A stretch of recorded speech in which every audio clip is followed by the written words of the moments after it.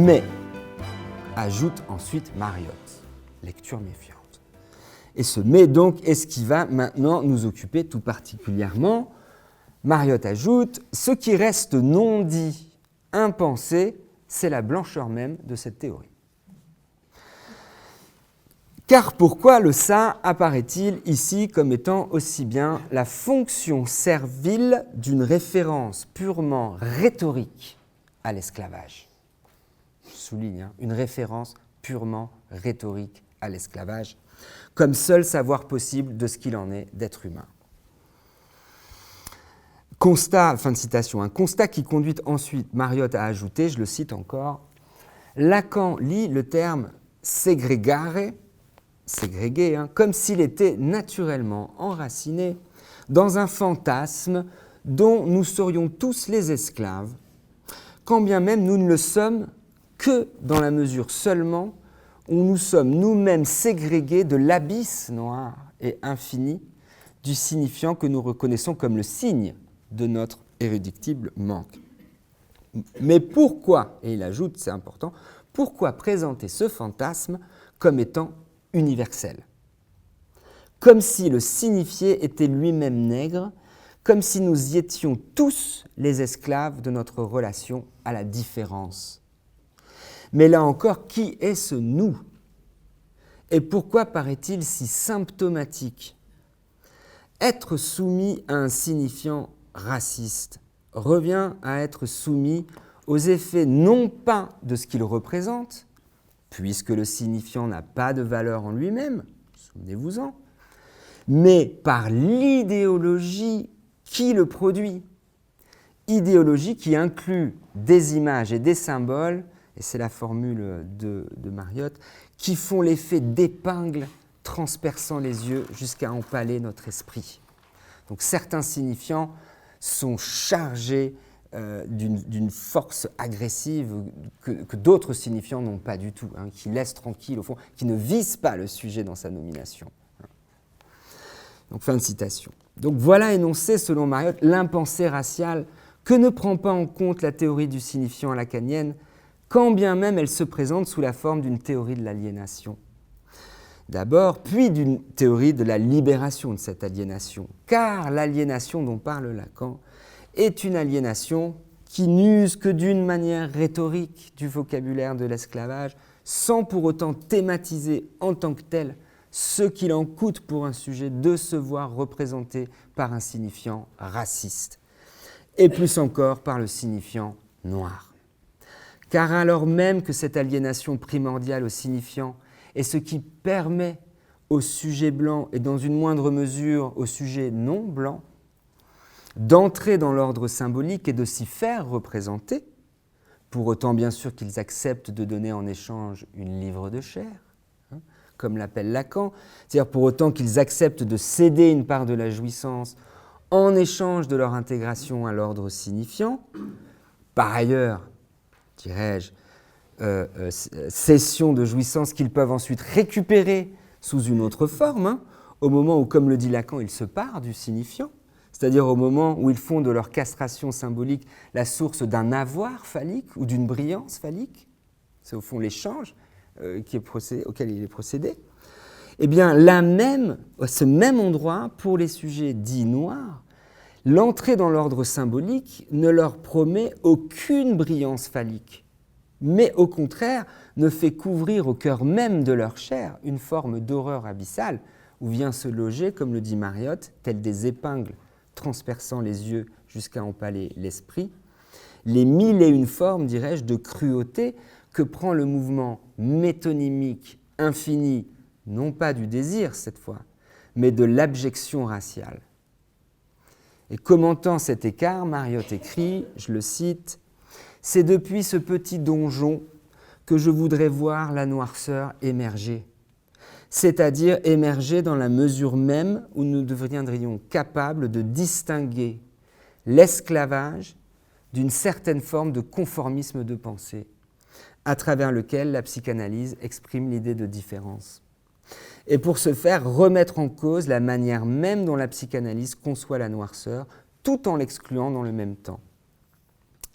Plus même, je pense que le travail de Lacan, c'est toujours Mariotte qui parle, hein, nous permet d'interroger ces exclusions dans la mesure exacte où il ne les pense pas. Et là, il reprend la formule de Lacan, je suis là où je ne pense pas et je pense là où je ne suis pas. Dans la mesure même, donc, où ces questions seraient dépourvues de sens pour Lacan lui-même. Fin de citation. Alors, derrière la noirceur, en fait, ce qu'il s'agit de penser pour Mariotte, c'est la manière dont celle-ci, de noirceur, s'articule d'une manière implicite à la violence et l'agressivité qu'analyse Lacan dans sa théorie du stade du miroir. Et que la logique du signifiant, justement, est censée venir apaiser. Mais apaiser qui et sur le dos de qui? Telle est la question pour Mariotte.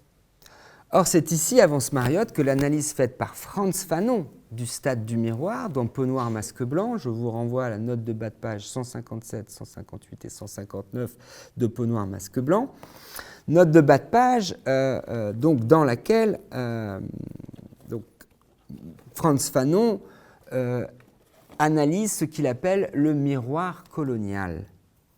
qui représente comme l'envers du miroir sans teint lacanien, et ou plutôt là où l'envers du miroir sans teint lacanien devient visible, hein, et que l'absence de couleur que celui-ci renvoie révèle pour Mariotte sa fonction propre, à savoir celle de pouvoir rediriger toute l'agressivité contenue dans l'instauration de l'imago, du corps là unifié blanc, et bien de rediriger cette agressivité sur les corps noirs. Corps dont la couleur, au fond, ne devient vraiment visible qu'à mesure qu'elle porte la marque d'une certaine abjection. Car si le stade du miroir est bien d'abord le stade formateur du moi, et donc de l'ego, et non du je, hein, divisé de l'énonciation, comme le rappelle d'ailleurs Jacques-Alain Miller dans un texte qui s'appelle « La paranoïa, rapport primaire à l'autre », c'est bien parce que ce miroir a pour fonction de donner au sujet qui s'y contemple l'imago, comme vous le savez tous, d'une totalité à laquelle le sujet s'identifie narcissiquement.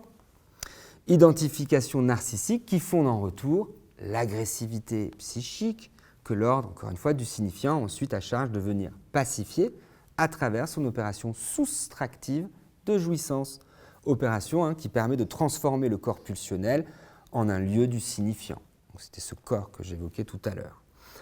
Or, pour Mariotte, relativement à ces deux opérations, hein, le plus 1 de l'image et le moins 1 de la soustraction de jouissance, force est de constater que pour les sujets noirs, celle-ci ne saurait opérer de la même manière, puisque ces sujets sont non seulement appelés à s'identifier à une imago, celle du blanc, que le miroir ne saurait pourtant leur renvoyer,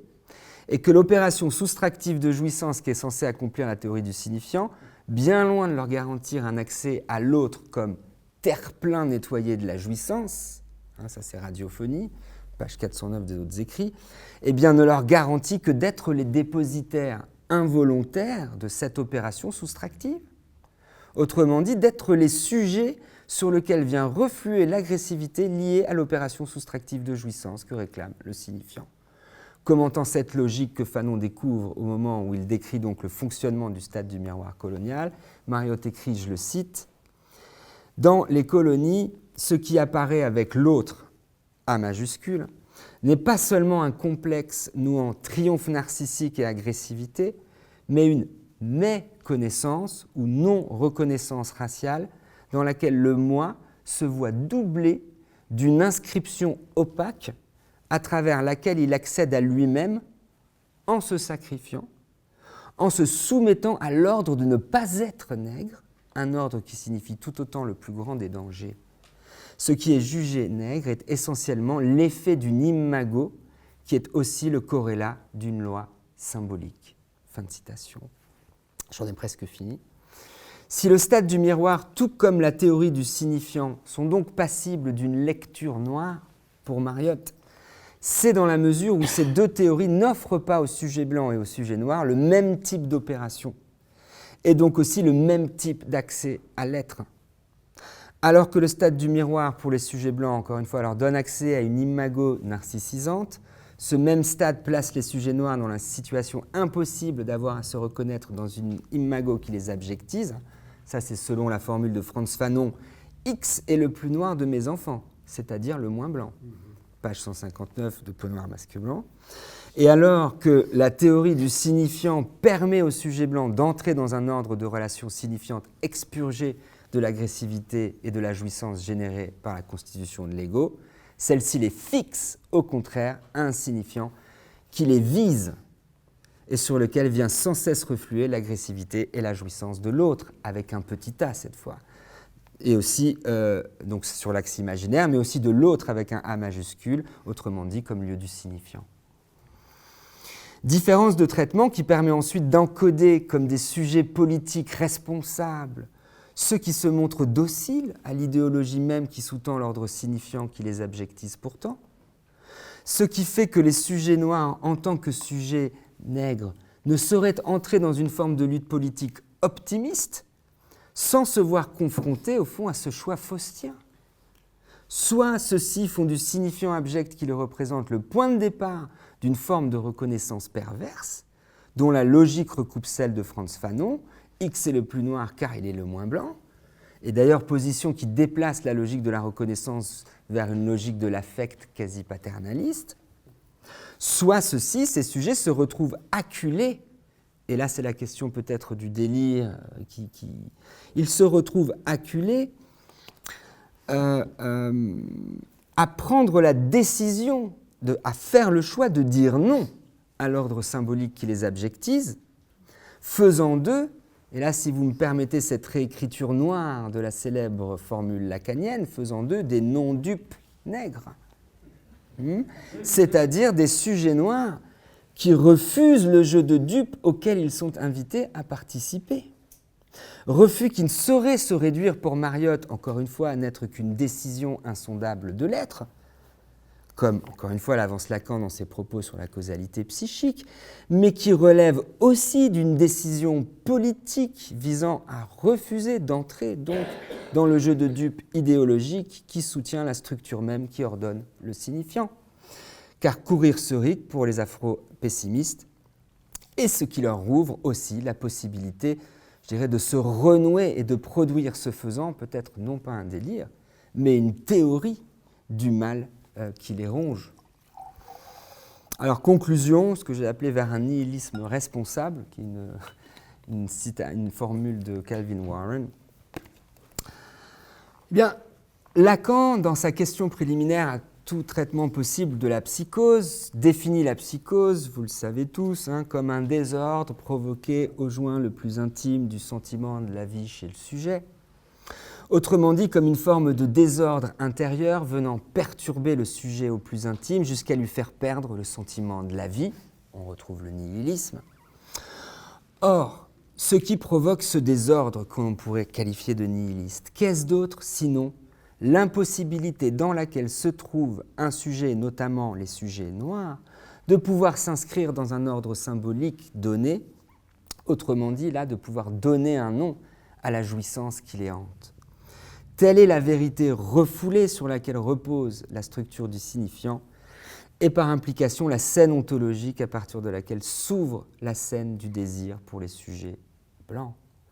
Car du point de vue de la logique du signifiant, pour que le X que représente le sujet soit bien le signe d'un manque,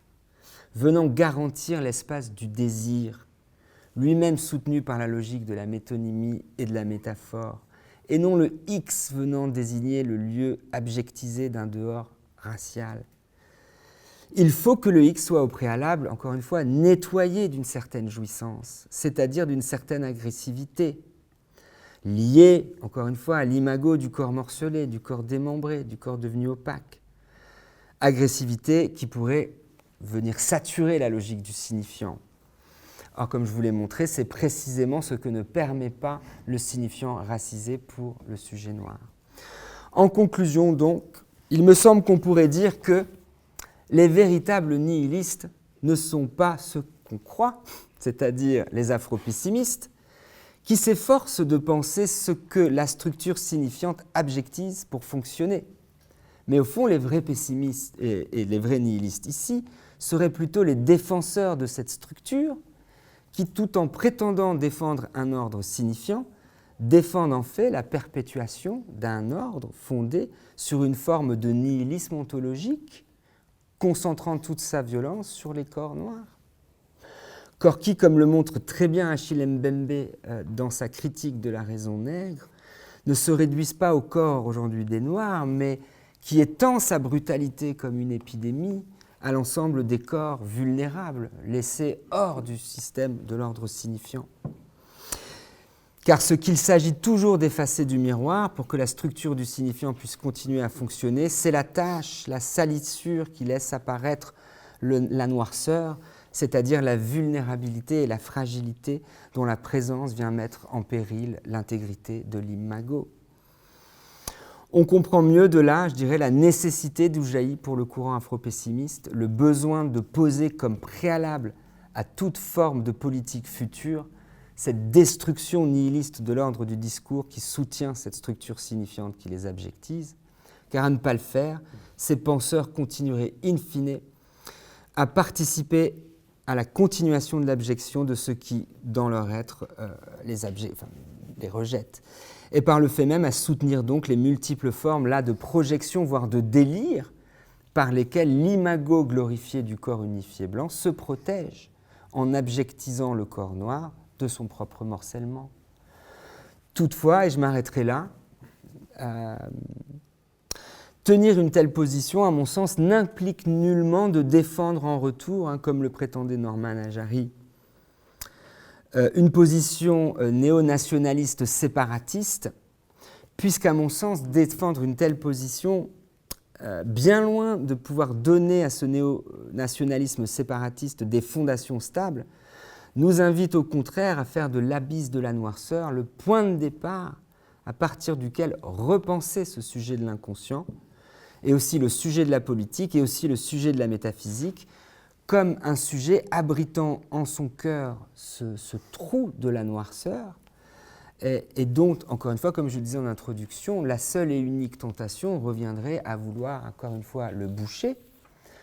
Là où les afro-pessimistes ont raison, c'est de dénoncer ce qui, dans le fonctionnement de l'ordre du signifiant, tend à masquer ce trou et à permettre à une certaine forme de fantasme nationaliste ou populiste de continuer à fonctionner,